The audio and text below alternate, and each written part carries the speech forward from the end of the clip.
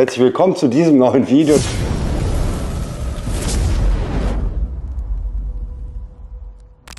Zu Gast bei Thilo heute, richtig cool, auf jeden Fall. Und wir sprechen heute über das Thema, wie es auch schon mal im Netz zu sehen war, über ziemlich krasse Sachen. Und zwar Leute, die verstörterweise Drähte aufhängen und den Menschen zusetzen, die nicht immer legalerweise unterwegs sind, muss man auch sagen. Aber ich finde es halt ziemlich drastisch, ne?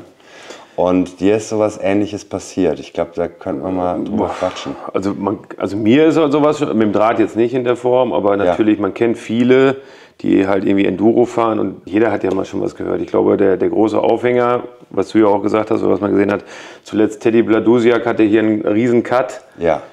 Auf der Wange, der halt in so einen gespannten Draht reingefahren ist, wo sich, glaube ich, manch einer gar nicht bewusst ist, wenn er so einen Schwachsinn macht, was passieren kann. Ne? Genau. Also es ist im Endeffekt ja, wenn man so in den Fachbereich geht, sollte was passieren, ist es versuchter Mord aus niedrigen Beweggründen. Ich bin kein Jurist, aber wahrscheinlich... Weil das ja quasi jeden treffen könnte und versuchter Mord, also der Absicht, einem zu schaden.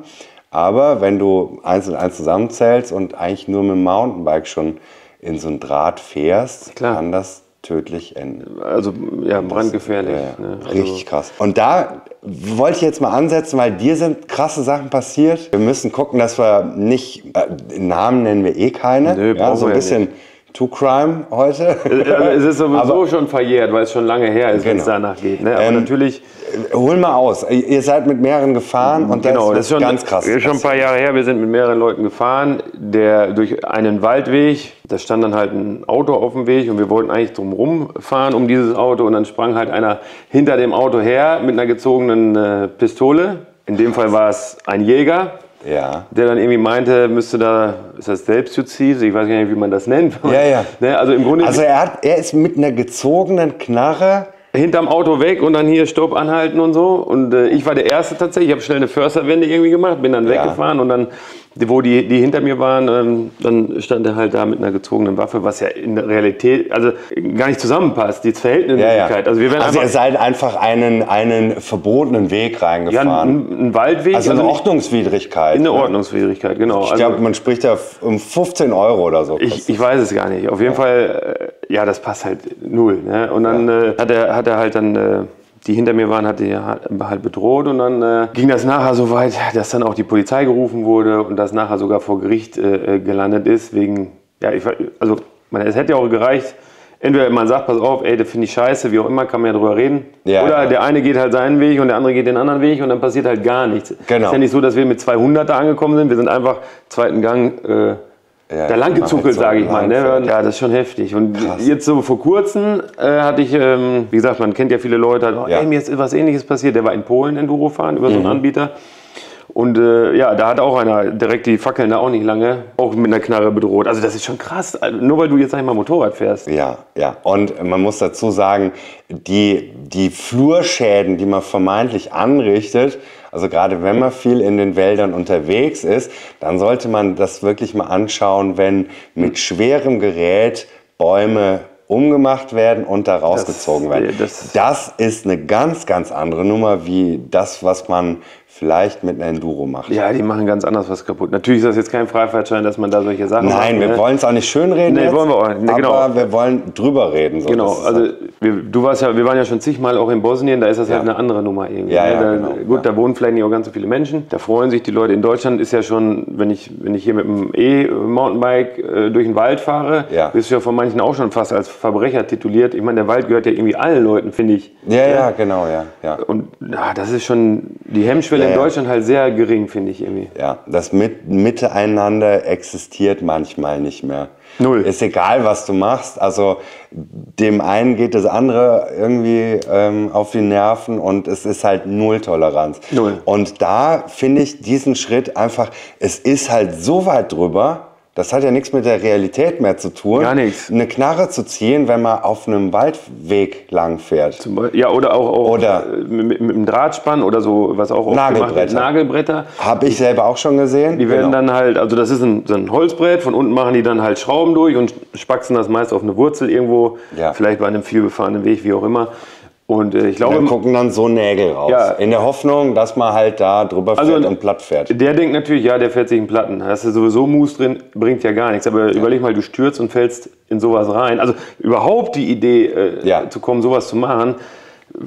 Ich glaube, die sind sich manch einer, der sowas macht, gar nicht bewusst, was da wirklich im Endeffekt passieren kann. Überleg mal, da stirbt nachher wirklich jemand dran. Ne? Ja, also mit dieser Situation, der euch da entgegengetreten ist, mit gezogener Waffe, das ist tatsächlich dann im Sande verlaufen, oder? Also ja, im Sande so richtig, das ist schon vor Gericht gegangen, aber es hat auch nicht richtig was bewegt. Also nö, wir haben da eine Zeugenaussage gemacht und dann war es das irgendwie. Also wie gesagt, die Verhältnismäßigkeit passt ja nicht. Wenn einer vor dir steht und eine Knarre zieht, irgendwie, ist schon, ist schon eine krasse Also der war Jäger und Polizeiausbilder, war der Kollege. Also der wusste auf jeden Fall, dass man sowas eigentlich nicht macht. Und normalerweise ein Jäger, der hat sofort seinen Waffenschein da eigentlich verloren. Ich hatte sowas tatsächlich mal auch vor Jahren auf der Straße.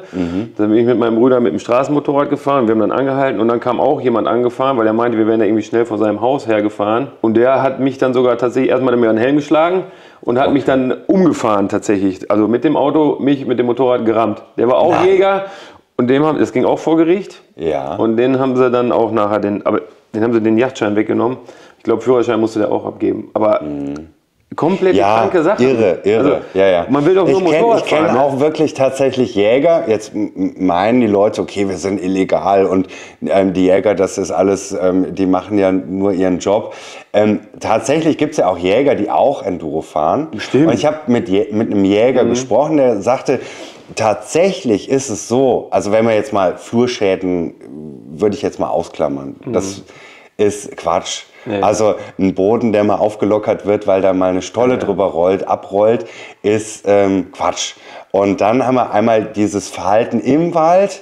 Wie gesagt, nochmal Betonung liegt, ich will es nicht schönreden. Ich will es so ein bisschen erklären, dass der ein oder andere da auch ein Feeling für kriegt. Jetzt sagen ja die Nichtwissenden, man verscheucht ja das Wild. Ist tatsächlich ein Stück weit so, aber das Wild reagiert nicht so, dass das aufschreckt und sein Leben rennt, sondern das Wild kriegt das ja schon viel, viel früher mit wie jeder andere. Auf jeden Fall. Viel schlimmer, sagte mir mal ein Jäger, sind die Pilze suchen. Die ganz leise durch den Wald gehen und dann erschreckt ein Wild und dann erschreckt es wirklich. Aber wenn ein Wild ein Geräusch hört, dann geht das Wild halt ein paar Meter weiter bis... ist auch so, ich sag mal, wo Autobahnen gebaut werden, das sind auch Gewöhnungstiere, die gewöhnen sich danach dran, genau, dann ist das halt so. Ja. Wir haben hier ein paar Meter weiter, war ich noch ganz kleiner Steppke, war da eine offizielle Motocross-Strecke, war einmal im Jahr, ich glaube Deutsche Meisterschaft war das. Ja. Und ich kenne den Verlauf der Strecke noch so in etwa und manchmal, wenn da hier irgendwelche sind, dann zeige ich mal, ey, hier war meine Motocross-Strecke, so, gehen wir mal die Runde und da siehst du halt gar nichts mehr, dass da vor 30 Jahren, da wachsen genauso Bäume. Also du siehst halt im Grunde, die Natur hat sich alles zurückgeholt und ich finde, es wird manchmal übertrieben. Ja, ich glaube, es gibt ja jetzt so mittlerweile ein paar offizielle Parks in Meppen oder so. Genau. Da gibt es ja ein schönes Bild, da ist dieser ehemalige Kühlturm, innen drin ist Sand und außen drum laufen die Rehe rum. Ja, aber unter der Woche fahren da auch die Jeeps rum, fahren die Motorräder lang, also es wird schon viel aufgebauscht. Und da muss man auch das so ein bisschen den Leuten erklären, weil ich glaube, das ist immer so, dieses Nicht-Verstehen ist viel schlimmer wie zu meinen, man hat hier irgendwo recht oder das ist so, wie es ist oder nicht ist. Das wird natürlich auch vielfach durch die Medien so aufgebauscht. Genau. Und dann meint natürlich jeder, er ist hier Förster im Wald oder Menschenschützer oder keine Ahnung. Natürlich gibt es auch bei, was weiß ich, beim Mountainbike, wenn du von hinten kommst, dann entweder rufst du oder klingelst, da gibt es natürlich auch Arschlöcher, die fahren nah an einem vorum und es gehen auch welche, die nicht an der Seite gehen. Also im Grunde ist es ja ein Miteinander mit den Menschen. Genau. Dann eigentlich soll das funktionieren. Und deswegen fahren wir ja meistens ins Ausland zum Enduro-Fahren, weil es da einfach entspannter ist. Genau, überall da, wo nämlich keine Menschen sind, gibt es lustigerweise auch weniger Probleme. Und dann meint man, dass man irgendwo lang fährt. Klar, jetzt sind wir nochmal wieder auf der verbotenen Seite, wo aber auch keine Menschen sind. Aber da machst du eine Story und zack, gibt es einen, der sich daran stört. Und das kenne ich halt auch was von, krass. auch beim Kollegen ist das so passiert, aufgrund von Instagram-Stories haben sie den dann halt angezeigt. Also man hat niemandem was getan, Ja. nichts kaputt gemacht. Ja, aber es Und sitzt ist schon- einer da am Dem gefällt das Rechner nicht. oder der dann auf Instagram unterwegs ist und sagt, okay, jetzt geht eine Anzeige raus. Ja, Das schon, ist schon, traurig. Dann kann ich auch direkt kommen und sagen, pass mal auf, Junge, mir gefällt das nicht. ja, zumindest irgendwie mal ein Gespräch Ja, suchen irgendwas, oder genau. so. Anonym ist oder halt sehr- anschreiben. Anonym ist natürlich sehr anonym. Ja, also sehr feige halt auch, ne? Ja, Also, genau, ja. naja, aber leider gibt es solche Menschen. Vielleicht freuen die sich dann total, wenn man irgendeinen anderen dann irgendwie vielleicht in die Scheiße reitet oder wie auch immer, keine Ahnung. Ja. Bei meinem Kollegen hat es halt viel Geld gekostet. Ja, jetzt gibt es da noch eine Geschichte, das ist nämlich eben über diesen Jäger, den ich kenne, der wollte mit uns Kontakt aufnehmen und wir haben halt gesehen, Jäger und dann natürlich so aus dem Reflex, machst du so beim Endurofahren, haust du erstmal ab. Und in Wirklichkeit wollte der einfach nur fragen, ob er mit uns mitfahren kann. Eine nette Geschichte. Und der sagt, okay, ich verstehe, wie so ein Wald funktioniert. So ein Jagdschein ist ja auch nicht ohne. Das machst Nee, ja da mal musst nicht schon richtig eben was so. lernen, ja. Da musst du wirklich was wissen. Und der hat aber Bock gehabt, mitzufahren. Und das war irgendwie so dieses nette Miteinander. Und er hat aber auch dann auf normalem Weg Kontakt aufgenommen. Okay. Das ist natürlich so, was rät man jetzt den Leuten, die ein Problem haben? Vielleicht damit offen umzugehen oder auf eine Basis, wo man sagt, wie verständigen wir uns? Verbiete ich es euch, dann fahrt ihr woanders?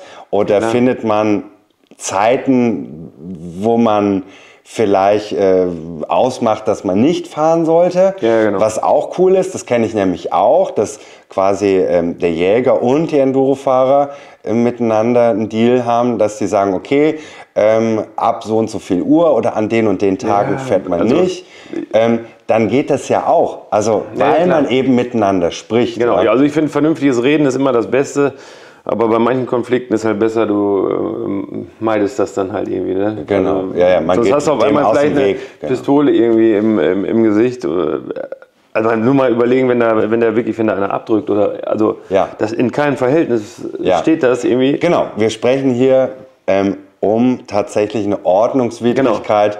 Nagel mich bitte nicht fest. Ich würde mal sagen, so um die 15 €. Ich weiß es nicht, die Motorräder sind alle angemeldet und so weiter. Ja. Das ist ja. Ja. Also, man kann das eigentlich gar nicht so. Aber ist man ist unfassbar. natürlich als Mopedfahrer da gleich immer so in der ja, das ist jetzt hier irgendwie verboten, ich bin hier sowieso.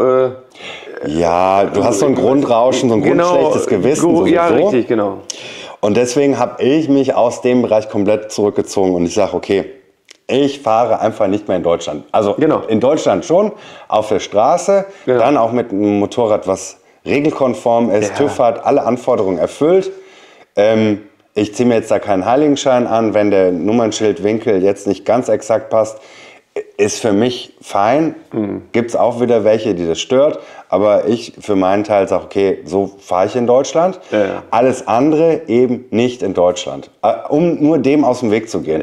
Weil ich so viel gesehen habe und so viel Mist erlebt habe. Es wird ja irgendwie nicht einfacher. Selbst auf den Motocross-Strecken, wo wirklich abgesperrt ist, hast du dann irgendwie mit Lärm oder wie auch immer. Aber wo sollen die? Es gibt ja Leute, die das machen wollen, dieses Hobby. Wo sollen sie es machen? Ne? Ja, je weiter du die Leute in eine Ecke drückst, umso schwieriger wird's. Und ich meine, das ist ja nicht ein Beruf, sondern einfach ein Hobby. Genau. Und ich finde es irgendwie schade. Also früher haben wir so eine Skateboard, so eine Halfpipe gebaut und dann hat die Stadt das abgerissen und war ein Riesenartikel in der Zeitung, Schandfleck in der Gegend. Ja. Und und jetzt viele Jahre später ist man ein bisschen schlauer geworden und baut den Kids da so eine Halfpipe hin. Haben wir hier auch im Dorf, wir haben ja so einen BMX-Verein, die hätten gerne so eine Pumpstrecke oder wie das heißt. Ne? Die fahren auch alle irgendwie europaweit in diese BMX-Rennen und so weiter. Ganz, ganz schwierig, wenn du mit Beamten und Politik zu tun hast. Im Grunde ist das eigentlich ganz einfach. Da ist das Gelände, dann fragst du ein paar Firmen aus dem Ort, die würden sofort sagen, alles klar, bauen wir. Aber es ist leider sowas von kompliziert und kostet gleich Unmengen an Geld, dass dann nachher solche Sachen einfach wegfallen. Genau. Und dann spielen die Kinder halt nur noch Playstation, anstatt echte Sachen zu machen. Und das ist so traurig. Also für die Kinder wird generell, finde ich, in Deutschland total wenig gemacht. Ne? Also deine sind ja groß, ich habe ja noch 2 kleine. Wir haben zum Glück eine Strecke im Garten, wo wir Moped fahren können. Da kann mir jetzt irgendwie keiner was, aber es ist schon sehr traurig. Oder wenn generell jemand sagen will, ey, mein Kind hat da mal Spaß dran, wo soll ich das überhaupt ausüben? Ja, genau. Ja, genau. Ne, über BMX fängt es ja meist an. Ja. Und dann, wo kommt der Bezug hin? Genau. Ne? Irgendwelche kleinen Abenteuer zu erleben. Genau. Klar, wir können nicht immer nach Bosnien fahren, würde uns auch besser gefallen. Da ist man da so ein bisschen lockerer mit. Da gibt es natürlich auch Leute, die sagen, ja, warte mal, wie lange das noch gut geht. Natürlich. Meine Meinung ist, es wird sehr lange gut gehen, weil generell da, wo wenig Menschen leben, geht sowas. Ja, und wo halt viele Menschen sind, geht es halt eben nicht. Ne? Es wird ja auch, die achten ja auch schon darauf, dass man da nicht irgendwie Sachen kaputt macht. Das sind meist ausgesuchte Wege, wo gefahren wird. Genau. Oder Waldwege, also wo ein Weg ist, was soll da, wo ein Auto lang fährt, was macht das Motorrad da kaputt? Also das ist leider schade. Es gibt ja ein paar Parks hier so in Deutschland, aber man könnte ja viel größer noch in irgendwelchen Sachen was machen. Man müsste tatsächlich, um die Masse der Leute zu bedienen, müsste man mehr machen, definitiv. Oder es kontrollierter machen, dass man sagt, hey, vielleicht gehe ich mal in mich, bin jetzt Jäger, habe schon monatelang irgendwem nachgestellt. Wieso nehme ich nicht einfach mal einen Kontakt auf und wir gucken, dass wir es miteinander machen? Ich glaube, das ist so der beste Weg, weil zu sagen, hier ist verboten, hier machen wir einen Zaun drum, schwierig. Ich kann einen Jäger auch verstehen, wenn du mit dem Thema gar nichts am Hut hast. Ich kann da so ein bisschen mich reinversetzen. Wahrscheinlich niemals so, wie wenn ich mit der Thematik Motorradfahren gar nichts zu tun hätte. Aber ich kann es ein bisschen verstehen. Es gibt auch tatsächlich mal Sachen, wo ich auch was genervt bin. Ne? Wir haben halt 30 in der Straße und wenn dann mit 130 vorbeigefahren wird, denkst du ja auch, gut, klar, meine Kinder sind groß, aber es gibt da durchaus auch noch kleine Kinder, die man umnieten kann. Und da finde ich die Verhältnismäßigkeit, ich würde jetzt nicht mit einer Knarre rausspringen, aber ich würde sagen, ey, überleg mal ganz einfach. Ja? Also ich finde, es ist immer gut, wenn man die beiden Sichtweisen halt mal kennt und sich darüber dann austauscht. Man weiß es ja vielleicht für manche Sachen nicht vom Jäger, der sagt, pass auf, in der unsere Zeit ist nicht Brütezeit, wie nennt man das denn nochmal? Brütezeit. Ja, irgendwie sowas, genau. Ja. Und das kann man ja theoretisch alles irgendwie besprechen und dann findet man vielleicht ein gemeinsames Teil oder irgendwie nicht. Aber also ich kenne solche Fälle, tatsächlich. Bestimmt, aber irgendwie Seile spannen, diese Nagelbretter, das ist ja völlig.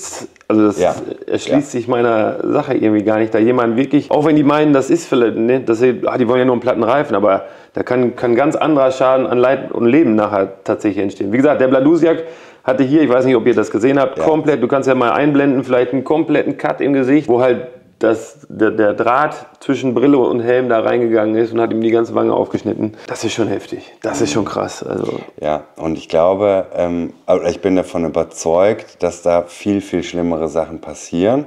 Ich habe jetzt noch nicht gehört davon, dass einer wirklich gestorben ist von sowas, aber es ist einfach ganz große Scheiße, kann man nicht anders sagen. So, auf der Straße gab es ja, ich glaube, war das dies Jahr oder letztes Jahr, da hat ja irgendeiner mal so Öl auf der Straße mal gekippt. Gab es ja auch mal, war ja auch in den Medien. Ne?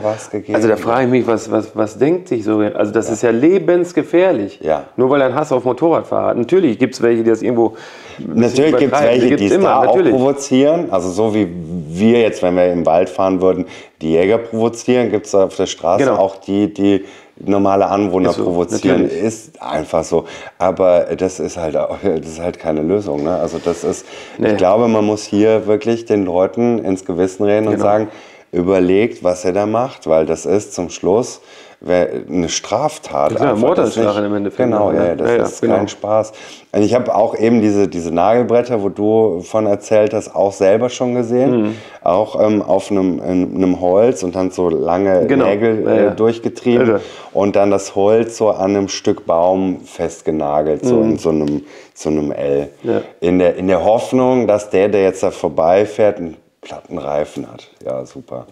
Wenn die wüssten, dass wir Moos drin haben. Genau, dass das eigentlich gar nichts bringt. Ja, also, ja, keine Ahnung, also komplett krass. Also vielleicht könnt ihr ja mal, wenn ihr das Video guckt, einfach mal in die Kommentare reinschreiben, wem sowas schon mal passiert ist oder was ihr davon haltet. Ne, dann kann man ja nochmal auf jeden Fall, einen Austausch darüber. Dann könnte man, genau, weil das ist oft nämlich gerade mit dieser großen Community interessant. Wir haben mal ein Thema jetzt zum Parken gemacht, ne, wie man da abgerippt wird, ja, genau. dass du in kein Parkhaus mehr reinfahren darfst mit dem Motorrad und das nur Ermessenssache ist der Stadt zu sagen, ja, bezahlen oder nicht. Ja, ich meine, klar, hier gibt es klare Regeln, wo das Verbotskringelchen ist und das Motorrad damit aufgeführt ist. Dann ist jedem klar, wie gesagt, nochmal, ein drittes Mal, wir wollen es nicht schönreden, wir wollen drüber reden und vielleicht ein bisschen aufklären. Ich erwarte auch nicht von unseren Zuschauern, die damit nichts zu tun haben, dass die jetzt ein Verständnis für haben. Nee, wir wollen ja aufklären. Aber so ein bisschen einfach halt, genau, ne? dass man mal wirklich überlegt, Knarre, Draht, dass es um Leib und Leben geht. Wenn die Polizei kommt und dann sagt man, okay, Herr Wachmeister, war nicht richtig, 15 € Strafe ist auch ein Geld, könnte man jetzt einen Döner von holen. Also vielleicht ist ja einer von euch auch Motorradfahrer und Jäger, das wäre dann auch mal halt interessant. Genau, ne? Und vielleicht hat ja auch einer Bock mal irgendwie mit dir darüber die andere Sichtweise einfach zu sehen, das wäre könnte man ja auch mal aufzeigen. Also ich finde das auf jeden Fall spannend und irgendwie müssen wir ja alle zusammen klarkommen. Ne? Genau. Wir wollen ja unser Hobby noch irgendwie ausüben. Der Jäger ist ja auch im Grunde, macht ja auch sein Hobby. Von daher irgendwie. Genau. Also ich fahre gerne nach Bosnien, aber es ist immer ganz schön weit. Genau. Also, ich würde sagen, danke fürs Zusehen. Ja, genau. Danke, Thilo, an der Stelle und wir sehen uns in 3-4 Tagen wieder auf dem Kanal. Lasst gerne ein Abo da. Danke an die Kanalmitglieder. Unterstützt den Jens hier bei solchen tollen Sachen. Das ist wichtig, dass man aufklärt. Und genau, wir sehen uns auf jeden Fall. Tschüss. Tschüss.